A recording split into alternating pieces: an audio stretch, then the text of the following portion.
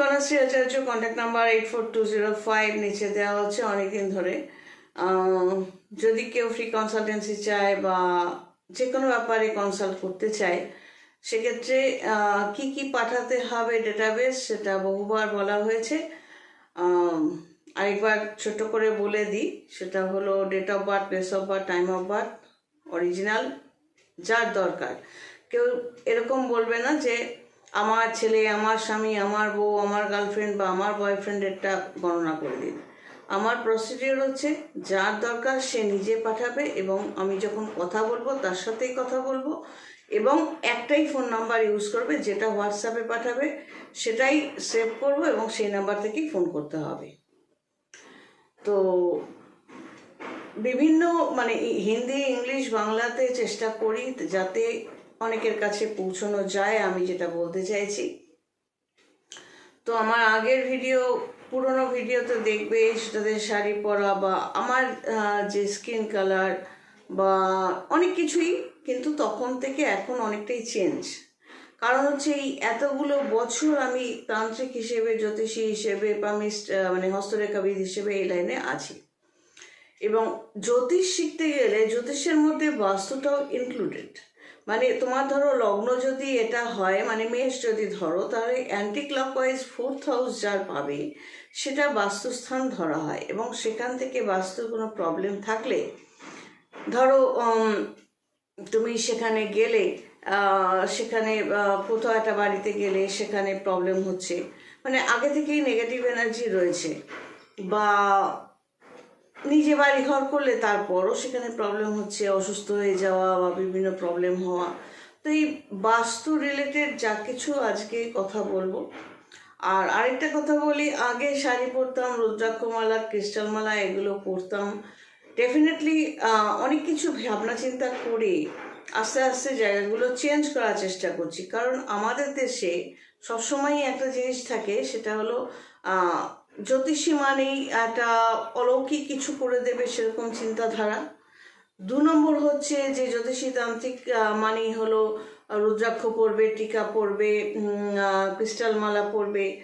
ব্যাপারটা কিন্তু তা নয়। রুদ্রাক্ষ, ক্রিস্টাল মালা বা যা কিছু আমাদের তান্ত্রিক তন্ত্র সিস্টেমে লাগে, সেটা আমি যখন কাজ করব, আমার নিজস্ব কাজ কাস্টমারের জন্য, তখন ওগুলো দরকার। অন্যান্য সময় কিন্তু ওগুলো দরকার পড়ে না। তো এর আগে কি হতো, আগেও বলেছি যে যখন কাজ থেকে ফিরতাম তখন ওসব চেঞ্জ করার সময় থাকতো না। কিন্তু পরবর্তীকালে কাস্টমারের সাথে ভিডিও করাটাও বন্ধ করে দিয়েছি, দেখা করাটাও বন্ধ করে দিয়েছি, বিকজ অফ ঊর্জা। সেই ঊর্জা বা ভাইবটা নিয়ে পার্ট 1, পার্ট 2 করে বোঝানোর চেষ্টা করব, ছোট ছোট ভিডিও করে, যদি কারো কাজে লাগে। কারণ এই নিঃস্বার্থ চেষ্টা যেটা মানুষের কাছে পৌঁছানোর করে যাচ্ছি, জিনিসগুলো বোঝানোর জন্য। প্রথম কথা হলো জ্যোতিষতন্ত্র কোনো অলৌকিক বিদ্যা নয়, এটা একটা সিস্টেম, এবং সব কিছুই ঊর্জা বা ভাইবের ওপর ডিপেন্ড করেই চলে। তো চলে আসি সাবজেক্টে। প্রথমে আমি বলবো যে ঊর্জা বা ভাইবটা কি।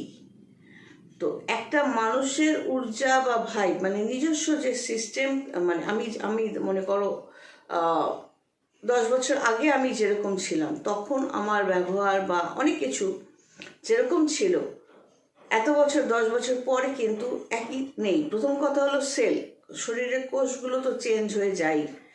দ্বিতীয়ত ঊর্জাটাও চেঞ্জ হতে থাকে। আমি যদি একটা প্রপার সিস্টেমে কন্টিনিউয়াস থাকি, তখন কিন্তু আস্তে আস্তে আমার মধ্যে পজিটিভ এনার্জিগুলো গ্রো করতে থাকবে। আমি যদি আমার বাসস্থানটাকে পজিটিভ রাখতে চাই, কিছু সিস্টেম মেনটেন করে চলি, সেক্ষেত্রেও কিন্তু আমার বাসস্থান, যেখানে আমি বাস করব বা কাস্টমারের জন্য কাজ করব, সেই বাসস্থানটাও কিন্তু মানে সেই বাস্তুটাও আমার জন্য সাপোর্টিভ হতে থাকবে। তাতে আমার সাকসেসটাও হবে বা আমার প্রোগ্রেসটাও হবে। তাই ঊর্জা ম্যাটারটা ফার্স্ট অফ অল আমি ক্লিয়ার করার চেষ্টা করছি। ধরো ঊর্জা মানে হলো একটা এনার্জি, এনার্জি মানে হলো একটা শক্তি। এনার্জি কখনো দেখতে পাওয়া যায় না, এর আগেও বলেছিলাম অনেক ভিডিওতে। ধরো ইলেকট্রিক্যাল এনার্জি, তুমি যদি বলো ফ্যানটা ঘুরছে, ফ্যানটা ইলেকট্রিক নয়, লাইটও ইলেকট্রিক নয়। সুইচ বোর্ডটাও ইলেকট্রিক নয়। ইলেকট্রিক্যাল এনার্জি কোনটা তুমি কিভাবে বুঝতে পারবে? জল হাত নিয়ে সুইচ বোর্ডে হাত দিলে যে শকটা খাবে সেটা হলো ইলেকট্রিক্যাল এনার্জি। সুতরাং ওই ফিলিংটা তখনই হবে যখন ওইভাবে টাচ করবে। তো ওই ইলেকট্রিক্যাল এনার্জিটাকে কিন্তু দেখা যাচ্ছে না। তো এনার্জি কখনো দেখা যায় না। এই এনার্জিটাকেই বাংলায় বলা হচ্ছে ঊর্জা বা শক্তি। তো এই এনার্জি ইলেকট্রিক্যাল এনার্জি হতে পারে, পোটেনশিয়াল এনার্জি হতে পারে, কাইনেটিক এনার্জি হতে পারে, সোলার এনার্জি হতে পারে, তাই না? এবং প্রত্যেকটা মানুষের নিজস্ব ঊর্জা বা নিজস্ব একটা এনার্জি সিস্টেম থাকে। এটা কখন ঠিকঠাকভাবে রিয়্যাক্ট করে সেটা হলো আমি যদি নিয়মকানুন মেনে, মানে একটা রিদমে নিজের লাইফটাকে চালাই, আমার যেখানে বাস করছি সেটাকে যদি ঠিকঠাক মতো চালাই, তাহলে কিন্তু অটোমেটিক্যালি সবই আমার জন্য এনার্জিটা সাপোর্টিভ হবে। তো বাস্তুর ক্ষেত্রে এই ঊর্জা দিয়ে কেন স্টার্ট করলাম, কারণ পরের ভিডিওটাতে এই ঊর্জার সাথে ভূমি বা বাস্তুর যে কানেকশানটা সেটাও ক্লিয়ার করার চেষ্টা করব। তো এই শক্তি বা এনার্জির যে কোনো লিভিং অবজেক্ট, যে অবজেক্টটা জিনিসটা জীবিত, তার মধ্যে তো থাকবেই। নন লিভিং অবজেক্টের মধ্যে আছে কি না আমার ঠিক আইডিয়া নেই, কিন্তু লিভিং অবজেক্ট তার মধ্যে থাকবে। ভূমিটা যেমন তোমার জীবিত বলা হয়, জীবন্ত বলা হয়, কেন বলা হয়, হ্যাঁ?